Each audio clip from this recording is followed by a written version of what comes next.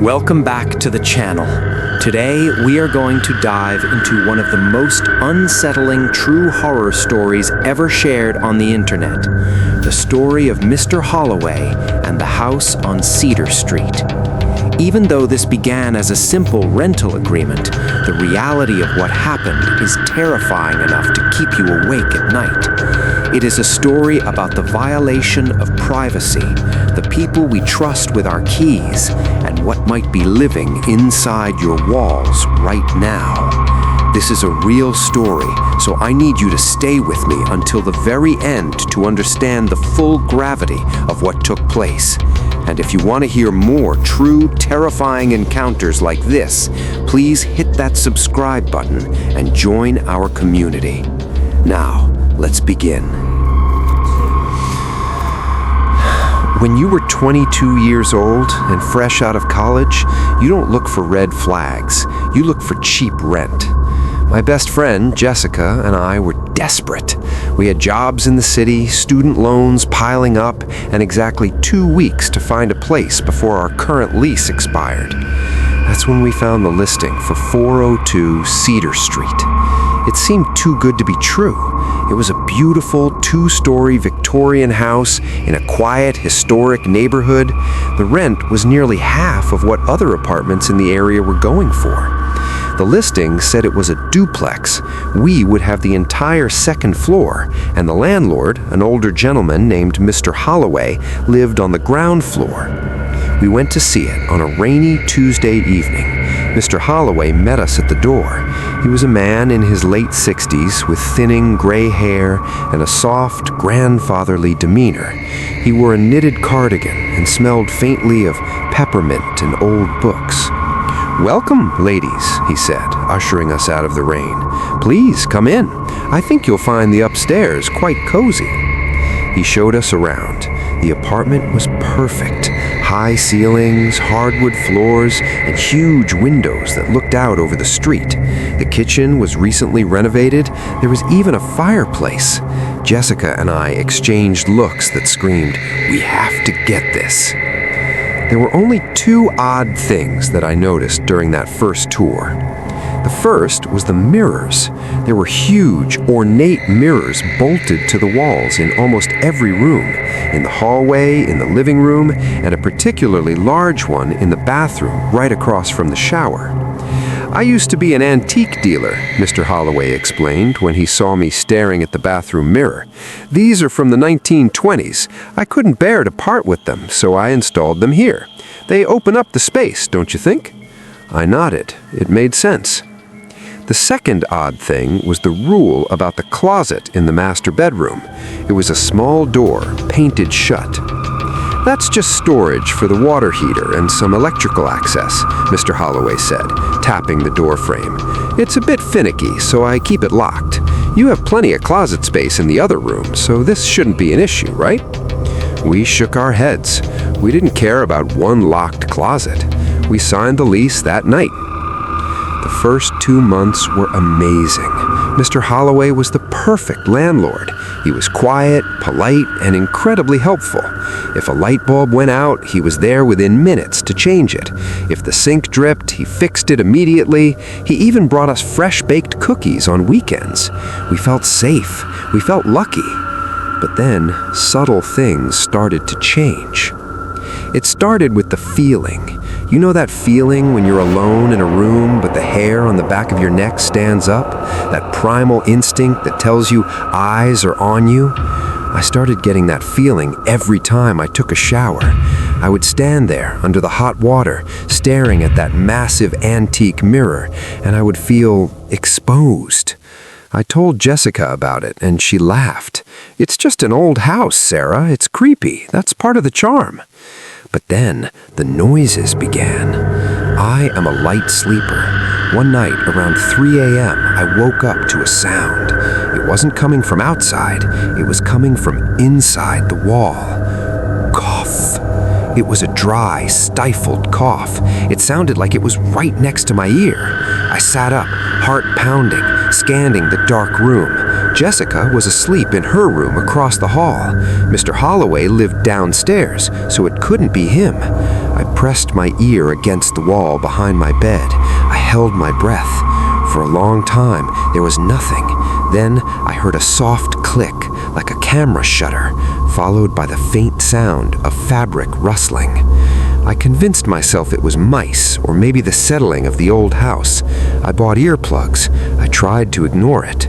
But the escalation didn't stop at noises. Objects started moving. I would leave my hairbrush on the dresser in the morning, and when I came home from work, it would be on the nightstand. Jessica swore she didn't touch it. I would find my underwear drawer slightly open, the clothes rearranged by color. Maybe Mr. Halloway comes in to check on things, Jessica suggested one night, looking uneasy, like for maintenance. Without asking? That's illegal. We decided to test it. One morning, before leaving for work, I placed a small piece of clear Scotch tape on the bottom of my bedroom door. If anyone opened it, the tape would break. I spent the whole day at work, anxious, watching the clock. When I finally got home, I rushed upstairs. Jessica was right behind me. I knelt down at my bedroom door. The tape was broken. "He's been in here," I whispered, feeling a cold knot form in my stomach. He was in my room.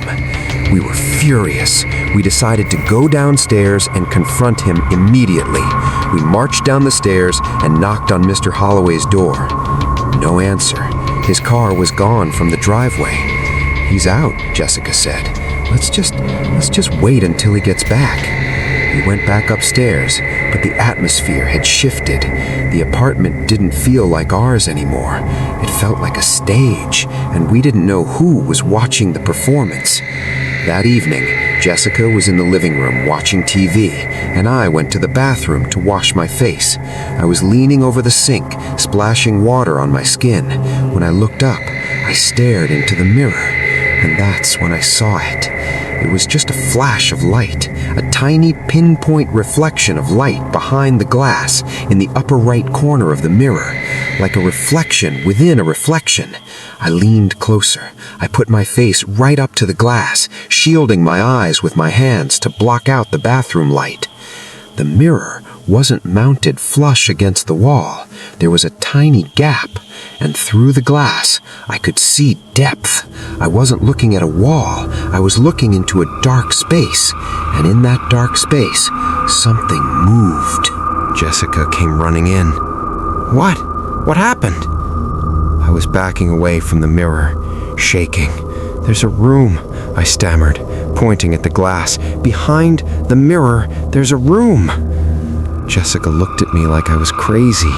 She walked up to the mirror and tapped on it. It sounded solid. "Sarah, it's just a wall. You're just freaked out because of the tape." "No," I insisted. "I saw something move. We need to check the layout." We ran to the kitchen and grabbed a measuring tape. We measured the hallway. We measured the bathroom. Then we measured the distance from the master bedroom wall to the living room wall. The math didn't add up. There was a 3-foot gap missing in the center of the apartment, a dead space that wasn't accounted for on the floor plan, a space that ran right behind the bathroom and my bedroom. "The closet," Jessica whispered, her face turning pale. "The locked closet in your room." We ran to my bedroom, the small painted shut door that Mr. Halloway said was for the water heater. I didn't care about the security deposit anymore. I ran to the kitchen and grabbed a hammer and a screwdriver. "Sarah, wait," Jessica said, but she didn't try to stop me. She was scared too. I jammed the screwdriver into the gap of the door frame and hammered it in. The old wood splintered. I pried with all my strength. The paint cracked. The lock groaned. Snap! The door popped open. A smell hit us instantly. It wasn't the smell of a musty old water heater. It was the smell of stale coffee, body odor, and warm electronics. It wasn't a closet. It was a narrow hallway, barely 2 feet wide, running into the darkness between the walls. I pulled out my phone and turned on the flashlight. Jessica grabbed my arm, hiding behind me. "Hello?" I called out. My voice shook. "Is anyone in there?" Silence. I stepped inside. The floor was covered in carpet, thick, sound-dampening foam. I shined the light down the corridor. What we found will haunt me for the rest of my life. The corridor ran the length of the apartment, and all along the wall, at eye level, were viewing slots. I walked to the first one. It was a piece of two-way glass. I looked through it. I was looking directly into my bedroom. I could see my bed. I could see my dresser. I moved to the next one. This one looked into the bathroom. It was positioned exactly behind the large antique mirror. From this side, the glass was transparent. I could see the sink, the shower, the toilet.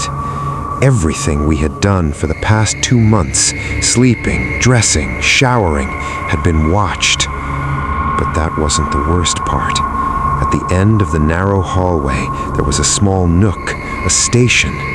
There was a comfortable leather chair, a small table. On the table, there was a thermos of coffee that was still warm. There was a notepad filled with handwriting. I shined the light on the notepad. October 4th, Sarah, wearing the blue silk pajamas, sleeping on her side. October 5th, Jessica, home early, argument on the phone, crying in the kitchen. October 6th, shower time, 7:15 a.m. I felt like I was going to vomit. This wasn't just passive observation. He was documenting us. He was obsessed. And then I saw the equipment. There was a laptop sitting on the floor, connected to a series of wires running into the ceiling. The screen was black. I tapped the spacebar. The screen lit up. It was a live feed. But it wasn't a feed of our apartment.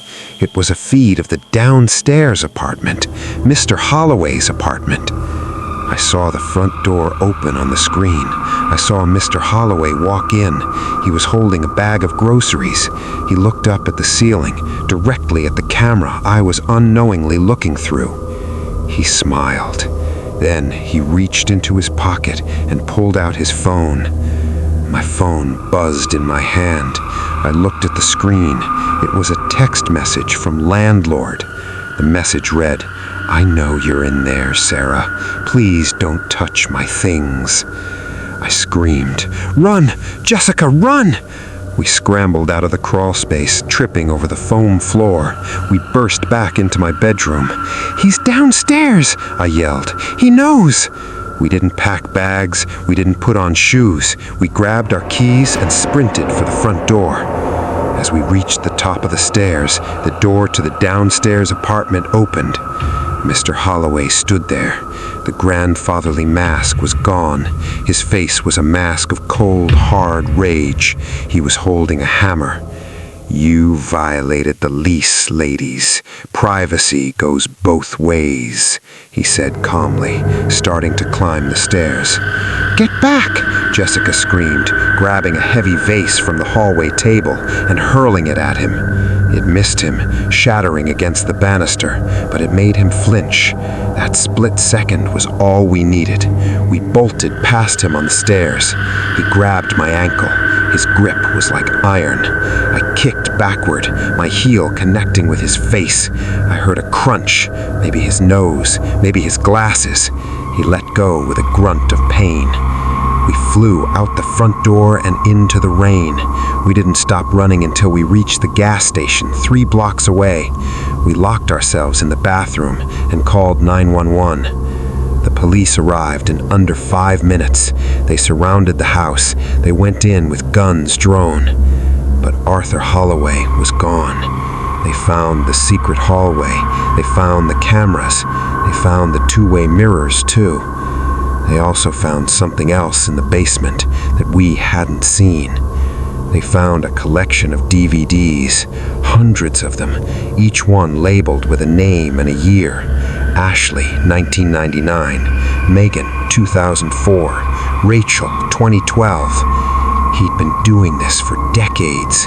We were just the latest season of his twisted show. They put out a warrant for his arrest, but Arthur Halloway had vanished. His bank accounts were empty. His car was found abandoned at a bus station 2 towns over. It has been 3 years since that night. Jessica and I moved to different cities. We don't live on the ground floor. We don't live in old houses. I check every mirror in every hotel room I stay in. I tap the glass. I check for gaps. And sometimes, when I'm walking down the street and I see an older man in a cardigan smelling of peppermint, my heart stops. Because I know he's still out there. And he's probably a landlord somewhere else with a new house, new mirrors, and new tenants who have no idea that they are the stars of his next movie. So if you're renting a new place, do me a favor. Check the mirrors, check the vents, and if you find a door that's painted shut, just leave. Leave and never look back. That was the true story of the Watcher of Cedar Street. It's a chilling reminder that the person with the keys to your home might be the most dangerous person in your life. If you made it to the end of this story, comment "check the mirrors" down below so I know you are a true fan. And if you enjoyed this narration, please leave a like and subscribe. I upload true horror stories every week. Stay safe, stay vigilant, and I'll see you in the next video.